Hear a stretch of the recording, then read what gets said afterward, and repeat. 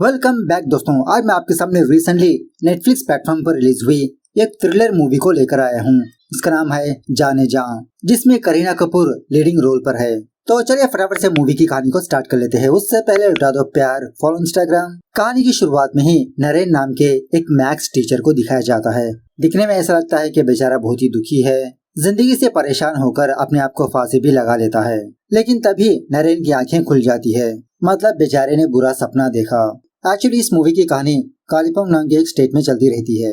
नरेन के घर के बगल में ही माया डिसूजा नाम की एक सिंगल मदर अपनी बेटी तारा के साथ अपनी जिंदगी गुजारती रहती है।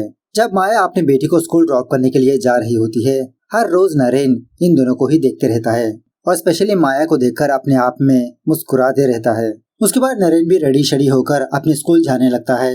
वहाँ के ऑलमोस्ट काफी सारे लोग नरेन को अच्छी तरह से जानते रहते हैं, इसकी बहुत रेस्पेक्ट करते रहते हैं। सारे लोग good morning teacher, good evening teacher इस तरह से विश करते रहते हैं। अब उसी टाउन में माया डिसूजा अपना एक छोटा सा टिफिन सेंटर रन करती रहती है। माया के साथ साथ इसके होटल में 2 लोग काम करते रहते हैं। स्कूल जाने से पहले नरेन हर रोज माया के होटल आकर कुछ खाना लेकर जाते रहता है। माया के होटल में काम करने वाली एक लेडी माया से कहने लगती है, देख देख तेरा टीचर आ रहा है, हर रोज वो तुम्हारे लिए तो आता है। लेकिन माया इसकी बातों पर इतना फोकस नहीं करती, यही कहने लगती है कि वो तो बस खाना लेने के लिए आता है। वो लेडी कहने लगती है, अरे माया कल आप नहीं आए सो टीचर भी नहीं आए। खैर उसके बाद नरेन एज यूजुअल की तरह माया के पास आकर अपना रूटीन खाना मांगने लगता है और इसी तरह नरेन बहुत ही शर्मिला किस्म का बंदा होता है। घर से निकलने से पहले नरेन बहुत कुछ सोच कर रखता है कि माया से इस तरह से बात करेगा, डेट पर बुलाएगा, लेकिन बेचारा चुपचाप होटल आकर खाना लेकर जाता है बस। खैर जब माया नरेन को उसका खाना दे रही होती है, अचानक से माया का चेहरा बदल जाता है, मतलब किसी को देखकर कुछ परेशान से लगने लगती है। नरेन होटल से बाहर जाते समय ये देखता है कि एक बंदा होटल के अंदर आ रहा है और इसी बंदे को देखकर माया की चेहरे की खुशी उड़ गई। उसके बाद माया इस बंदे के पास आती है, पूछने लगती है कि कैसे ढूंढा मुझे। इन दोनों की बातों से ये बात पता चलती है कि इस बंदे का नाम अजित है और माया इसकी बीवी है। 14 साल पहले माया अजित से भागकर यहाँ पर आ गई और अजित ने 14 साल बाद माया को ढूंढ निकाला। माया अजित को एक एड्रेस देने लगती है कि मैं तुमसे यहाँ पर नहीं बात कर सकती, इस एड्रेस पर आ जाओ। दूसरी तरफ नरेन हर रोज जब स्कूल के अंदर एंटर होता तो दीपक नाम का एक लड़का नरेन को रोकने लगता है। हर रोज दीपक नरेन के साथ एक कॉइन गेम खेलने लगता है, जिसमें हर रोज दीपक हारते रहता है। खैर दूसरे सीन में करण नाम के एक पुलिस ऑफिसर को दिखाया जाता है। फिलहाल कमिश्नर अजित को एक केस सौंपने लगता है। अजित और कोई नहीं एक पुलिस ऑफिसर होता है और बड़े बड़े काले धंधों में अजित का हाथ है। फटाफट से इसको फाइंड आउट करने के लिए कहता है। सो करण अजित के बारे में पता करने के लिए एक क्लब जाता है। सो वहाँ की एक औरत से पूछताछ करने पर वो औरत करण से यही कहने लगती है कि 1 हफ्ते पहले अजित यहाँ पर आया था, कहने लगा था कि वो कालिम्पोंग जाने वाला है, कोई लॉटरी वॉटरी लगी है। इस तरफ माया अजित से मिलने के लिए किसी होटल आती है और अजित की बातों से ये बात पता चलती है कि एक्चुअली माया का असली नाम सोनिया होता है। यहाँ पर आने के बाद माया ने अपना नाम माया बदल दिया। अजित कहने लगता है कि मैं सारे काले धंधे छोड़ दिया, अब मुझे सीधे रास्ते पर चलना है, मैं सारी पुरानी बातें भूल चुका हूँ, तुम भी भूल जाओ, चलो हम दोनों एक और नई शुरुआत करेंगे हमारी बेटी के साथ। मतलब अजित को ये बात भी पता होती है कि माया की एक बेटी है।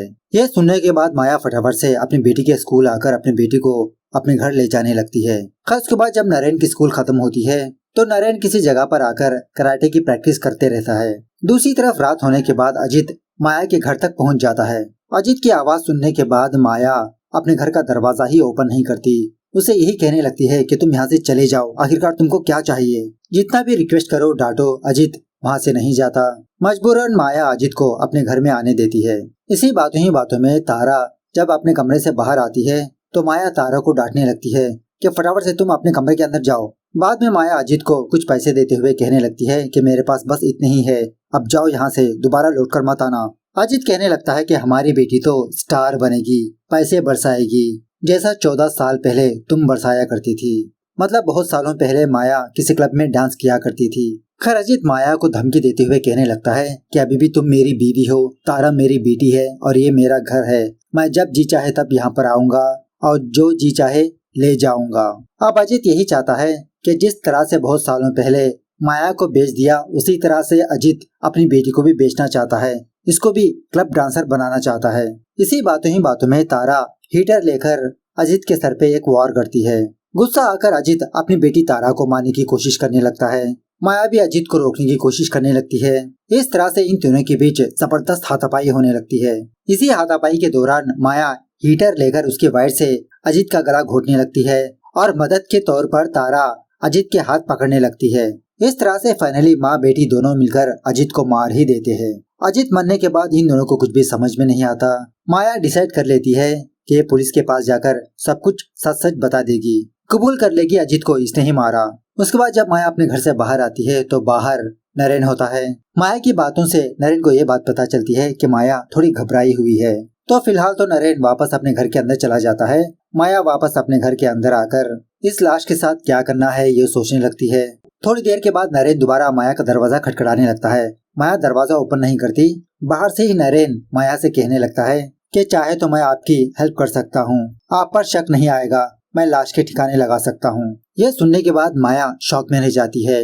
समझ में नहीं आता कि नरेन को ये बात कैसे पता चली कि इसके घर में लाश है। घर के अंदर आने के बाद नरेन अजीत की लाश को देखता है। माया पूछने लगती है कि टीचर आपको कैसे पता चला कि मेरे घर में लाश है। तो नरेन मैथ्स के हिसाब से माया को समझाने लगता है। मतलब यहाँ पर नरेन मैथ्स में बहुत ही बड़ा जीनियस होता है। माया की हरकतों से, बिहेवियर से, इसकी बातों से नरेन ने गेस किया कि घर के अंदर लाश है। इतना जीनियस बंदा होता है नरेन। माया नरेन को बताने लगती है कि मेरा एक्स हस्बैंड है, मेरी बेटी को ले जाने के लिए आया, गलती से हम दोनों ने इसको मार दिया। नरेन कहने लगता है कि माया जी, इस क्राइम सीन को देखकर मैं ही अंदाजा लगा सकता हूँ कि ये हत्या आपकी बेटी तारा ने किया, क्योंकि अजीत के सर पर हमला हीटर से हुआ। तो पुलिस वाले फटाक से इस चीज को पकड़ लेंगे। पुलिस आएगी तो आप दोनों को जरूर गिरफ्तार करेगी। अगर आप दोनों जेल नहीं जाना चाहते तो मैं आपकी मदद करूंगा, बस आप वही करते जाइए जैसा मैं कहूँगा।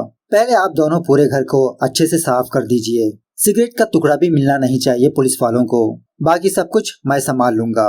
उसके बाद अजीत की पॉकेट चेक करने पर एक होटल की चाबी मिलती है, मतलब जिस होटल में अजीत स्टे किया हुआ है। उसके बाद नरेन इस डेड बॉडी के ठिकाने लगा देता है। कैसे करता है माया को भी नहीं बताता। दूसरे दिन करण अजीत की तलाश में इस टाउन आता है। यहाँ पर सुंदर नाम का एक और पुलिस वाला करण को असिस्ट करते रहता है। पहले तो अजीत का मोबाइल ट्रेस करने लगते हैं लोकेशन पता करने के लिए। रात होने के बाद जब नरेन वापस अपने घर आता है तो माया नरेन से ही कहने लगती है कि टीचर मुझे बहुत डर लग रहा है। नरेन कहने लगता है कि डरने की क्या बात है, आपने वैसा ही किया ना जैसे मैंने कहा था। माया कहने लगती है हाँ। नरेन कहने लगता है बस हो गया, इसमें डरने की क्या बात है। सुबह होने के बाद करण और सुंदर माया के होटल के पास जाकर लोकेशन का पता करने की कोशिश करते रहते हैं, क्योंकि आखिरी लोकेशन यहीं पर दिखाया था। अब इसी तलाशी के दौरान ये दोनों माया के होटल जाते हैं, बस ऐसे ही खाना वाना खाने के लिए। ऑर्डर देने के बाद करण अजीत की फोटो दिखाकर माया से ही पूछने लगता है क्या आपने इस बंदे को कहीं पर देखा है। अजीत की फोटो देखने के बाद माया थोड़ा सा घबराने लगती है, लेकिन बाद में नॉर्मल होकर करण से ही कहने लगती है नहीं, मैं इस बंदे को नहीं जानती। माया को पता चल जाता है कि पुलिस अजीत को ढूंढ रही है। थोड़ी देर के बाद एज यूजुअल की तरह नरेन माया के होटल आता है अपना ऑर्डर लेने के लिए। तभी करण नरेन को पहचान लेता है, कहने लगता है अरे नारू तुम यहाँ पर। मतलब ये दोनों कॉलेज के फ्रेंड्स होते हैं। उसी वक्त करण को कुछ काम होने की वजह से नरेन से कहने लगता है कि मैं तुमसे जल्दी ही मुलाकात करूंगा, तुमसे ढेर सारी बातें करने हैं, मिलते हैं जल्द ही। उसके बाद नरेन भी जब अपने स्कूल जा रहा होता है, माया फटाफट से नरेन के पास आकर यही बात पूछने लगती है कि अब तो पुलिस अजीत को ढूंढ रही है। नरेन कहने लगता है जो मैंने आपको करने के लिए कहा वो किया ना, बस आप फिक्र मत करिए। दूसरी तरफ करण को अजीत के होटल के बारे में पता लग जाता है। कमरे के अंदर जाते हैं तो अजीत मौजूद नहीं होता, लेकिन इसके सामान इसी होटल में रहते हैं। अब करण को तो पता नहीं होता ना कि अजीत मर चुका है, यही समझने लगता है कि ये जिंदा है, लौटकर वापस होटल आएगा। उस होटल वाले से इन दोनों को ये बात पता चलती है कि चेक इन के टाइम अजीत किसी स्कूल के बारे में पूछ रहा था। तो ये दोनों उस स्कूल के पास जाते हैं, अजीत का इंतजार करते रहते हैं कि अब या तब अजीत यहाँ पर नजर आएगा। तभी करण उसी स्कूल में माया और उसकी बेटी को देखता है। माया पर शक करने लगता है कि कोई न कोई कनेक्शन जरूर है। फटाफट से मुंबई कॉल करके अजीत के बारे में कुछ डिटेल्स पता करने के लिए कहता है, स्पेशली उसकी फैमिली के बारे में। उसी रात नरेन पब्लिक फोन से माया के लैंडलाइन को कॉल करता है, कहने लगता है कि करण का शक आप पर आ चुका है, वो आपको फॉलो कर रहा है। मैं करण को अच्छी तरह से जानता हूँ, वो जल्द ही आपके पास आएगा, पूछताछ करेगा, लेकिन आपका जवाब एक ही होना चाहिए। जैसा मैंने कहा था वैसे ही जवाब देना। सुबह होने के बाद करण और सुंदर को ये बात पता चलती है कि किसी जगह पर किसी की डेड बॉडी पाई गई, और वो डेड बॉडी अजीत की ही है, क्योंकि इसके जेब में आईडी कार्ड मिला। जब ये दोनों वहाँ पर जाकर चेक करते हैं तो अजीत की बॉडी पूरी तरह से जल चुकी होती है। डेड बॉडी को जलाने के साथ साथ किलर ने अजीत के कपड़े साइड में रखकर उसको भी जलाने की कोशिश की, लेकिन वो कपड़े आधे अधूरे जले और इसी तरह उन कपड़ों पर थोड़ा बहुत खून लगा हुआ होता है। करण डीएनए टेस्ट के लिए भिजवाने लगता है और इस डीएनए से मैच करने के लिए करण दोबारा होटल जाकर अजीत के बालों को हासिल कर लेता है। उसके बाद ऑटोप्सी करने वाला डॉक्टर करण से ये कहने लगता है कि जिस किसी ने भी इसको मारने की कोशिश की, इसकी आइडेंटिटी मिटाना चाहता है, मतलब no fingerprints, no face cut और इसी तरह जो आपने डीएनए सैंपल्स दिए इससे 100% मैच। ये डेड बॉडी अजीत की ही है। 10 तारीख के शाम को इसकी डेथ हुई। खैर उसी शाम करण दोबारा माया के घर जाता है। अजीत की फोटो दिखाकर पूछने लगता है। इस बार माया कबूल कर लेती है कि मैं इस बंदे को जानती हूँ, ये मेरा एक्स हस्बैंड है। करण पूछने लगता है कि उस दिन तो आपने मना कर दिया था पहचानने के लिए। माया कहने लगती है, हाँ, मैं इसी से भागकर अपनी बेटी के साथ यहाँ पर आई हूँ, दोबारा इससे मिलना नहीं चाहती। क्यों, क्या कांड किया दोबारा इसने? करण कहने लगता है कि आपको मेरे साथ पुलिस स्टेशन चलना होगा, एक डेड बॉडी मिली है, उसकी शिनाख्त करनी है। सो माया अपने कपड़े बदलने के लिए अपने घर के अंदर जाती है, लेकिन मिरर से करण ये चीज को देखते रहता है। बाद में ये खुद दरवाजा बंद कर लेता है। खैर पुलिस स्टेशन लाने के बाद करण माया से उसकी पास्ट लाइफ के बारे में पूछने लगता है। माया कहने लगती है कि मेरी और अजीत की शादी हुई थी, बाद में अजीत ने मुझे एक क्लब में भेज दिया, मतलब वहाँ पर डांस करने के लिए कहा। अब वो जिंदगी छोड़कर मैं यहाँ पर चली आई। कुछ दिनों पहले ही अजीत मेरे पास आया पैसे मांगने के लिए। उसके बाद करण पूछने लगता है कि 10 तारीख को आप कहाँ पर थी? तो माया एक बहुत ही लंबी लिस्ट बताने लगती है कि उस रात माया और तारा ने क्या क्या किया। पहले माया और तारा फिल्म देखने गए, उसके बाद किसी होटल गए खाना वाना खाने के लिए। इस तरह से ऑलमोस्ट रात के 11 बजे के बाद ये दोनों वापस अपने घर आए। खैर माया का सारा बयान सुनने के बाद करण सुंदर से यही कहने लगता है कि थर्सडे रात को कौन बाहर जाता है, कुछ तो गड़बड़ है इस कहानी में। उसी वक्त करण को नरेन नजर आता है। नरेन की बातों से करण को ये बात पता चलती है कि नरेन माया का पड़ोसी है और इसी तरह नरेन ये भी कहने लगता है कि कभी कभार नरेन माया के कैफे जाता रहता है, अक्सर नहीं। करण अजीत के बारे में पूछने लगता है। नरेन कहने लगता है कि मैंने इसको कहीं पर भी नहीं देखा। उसके बाद जब नरेन वापस अपने घर आ रहा होता है, माया नरेन से यही पूछने लगती है कि आपने कहा था कि बॉडी को डिस्पोज कर देंगे। नरेन कहने लगता है आप फिक्र मत करिए, मैं संभाल लूंगा। आपने वही बयान दिया ना जो मैंने कहा। मूवी की टिकट के बारे में पूछा। माया कहने लगती है बस मूवी के बारे में पूछा, टिकट के बारे में नहीं। नरेन कहने लगता है कि उस टिकट को किसी पुराने कपड़ों में रख दीजिए, उस टिकट को संभाल कर रखना अच्छी बात नहीं। उसके बाद माया नरेन को हल्के से हक करने लगती है, थैंक यू बोलने लगती है। घर के अंदर जाने के बाद माया अपनी बेटी को इसी बात को समझाती रहती है कि तुम फिक्र मत करो, सब कुछ टीचर संभाल लेंगे। और यहाँ पर एक और सीक्रेट बात यह है कि नरेन अपने घर के अंदर से इन दोनों की बातें सुनते रहता है, और वो भी हर रोज। खैर दूसरे दिन सुंदर माया के घर जाकर मूवी के टिकट्स के बारे में पूछने पर माया अपने पुराने कपड़ों से मूवी के टिकट्स निकालकर सुंदर को देने लगती है। लेकिन इसके बावजूद भी करण को पूरा शक माया पर ही होता है कि माया बहुत ही शातिर दिमाग से खेल खेल रही है, और इसी तरह करण थोड़ा बहुत माया पर फिदा हो चुका होता है। खैर उसी रात करण इस बार स्पेशली नरेन से मिलने के लिए इसके घर आता है। घर के अंदर जाने के बाद करण सारे घर में सिर्फ मैथ्स की किताबें ही देखता है। बातों ही बातों में नरेन हल्के से करण की तारीफ करने लगता है, क्योंकि करण के सर पर काफी सारे बाल होते हैं, लेकिन नरेन के सर पर बहुत ही कम बाल होते हैं। और इसी तरह करण दिखने में नरेन से भी यंग होता है। उसके बाद करण ये देखता है कि कुछ किताबों के ऊपर कुछ नंबर्स लिखे होते हैं। नरेन कहने लगता है कि इन प्रॉब्लम्स को सॉल्व करने में इसको इतने साल लगे, मतलब किसी को 10 साल, किसी को 15 साल। इसी में ये भी कहने लगता है कि इसको एक प्रॉब्लम सॉल्व करने में 10 साल लगे थे, लेकिन तभी मुझे ये बात पता चली कि 2 दिन पहले ही किसी ने उस प्रॉब्लम को सॉल्व कर लिया। खैर बाद में करण कहने लगता है कि फिलहाल तुम्हारी हॉट पड़ोसन मेरी हॉट सस्पेक्ट है। नरेन यही कहने लगता है कि तुम उन पर कैसे शक कर सकते हो, काफी दिनों से जानता हूँ मैं उनको। दूसरे दिन सुबह करण दोबारा माया से मिलने के लिए जाता है, और ये दोनों अपने कैफे में मुलाकात ना करते हुए माया करण को दूसरे होटल लाती है।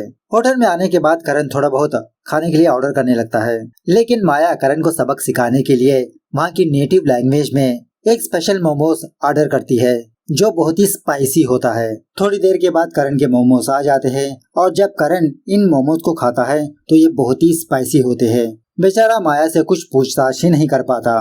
उसके बाद ऑटोप्सी करने वाला डॉक्टर दोबारा करण को अपने पास बुलाकर एक बहुत ही इम्पोर्टेंट चीज बताने लगता है कि पानी गर्म करने के हीटर से पहले इसके सर पर वार किया गया, और इसी तरह किसी वायर से इसका गला घोटकर मारा गया। अब हीटर तो यहाँ के हर एक घर में मौजूद होता है। शाम होने के बाद करण दोबारा माया के कैफे जाता है, और अब तक करण को यह बात पता चल चुकी होती है कि माया ने करण के साथ जानबूझकर वो मोमोज खिलाया था। तो बाद में माया करण को सॉरी बोलने लगती है। सो करण इसकी नुकसान की भरपाई करने के लिए माया को थोड़ा बाहर ले जाने लगता है, मतलब घूमने के लिए। अब इन दोनों को एक साथ बाहर जाता हुआ देख नरेन देख लेता है। दूसरी तरफ करण माया को लेकर किसी रेस्टोरेंट पर जाता है। जानबूझकर करण माया को स्टेज पर जाकर गाना गाने के लिए कहता है। इस तरह से जब माया गाना गा रही होती है तो करण चोरी चुपके माया के बारे में इंक्वायरी करते रहता है, मतलब उस रात क्या माया उसकी बेटी यहाँ पर आई थी या नहीं। और उसी तरह माया को तो बाहर ले जाने का एक बहाना था। सुंदर माया के घर आकर हीटर ले जाता है। घर आने के बाद नरेन दोबारा लोकल फोन से माया को कॉल करता है। पूछने लगता है कि आप उसके साथ क्यों बाहर गई, वो तो एक बहाना था। माया भी कहने लगती है कि अब मैं क्या करूं, वो मेरे पीछे पड़ा था।